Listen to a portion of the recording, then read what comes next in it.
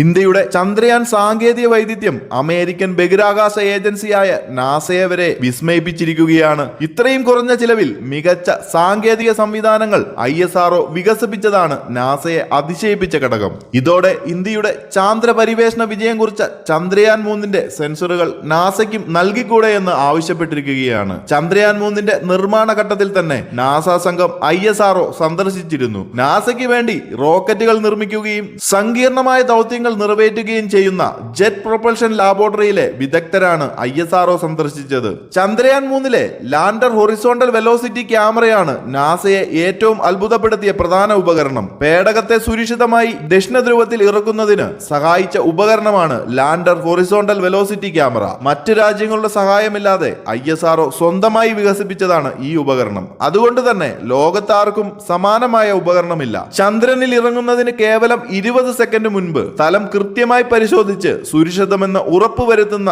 സെൻസറാണിത്. ഈ സെൻസറുകൾക്ക് പിന്നിലെ സാങ്കേതിക വിദ്യയും സെൻസറുമാണ് നാസ ISROയോട് ആവശ്യപ്പെട്ടിരിക്കുന്നത്. കൂടുതൽ അപ്ഡേറ്റുകൾക്ക് ചാനൽ മറക്കാതെ ഒന്ന് സബ്സ്ക്രൈബ് ചെയ്യുക.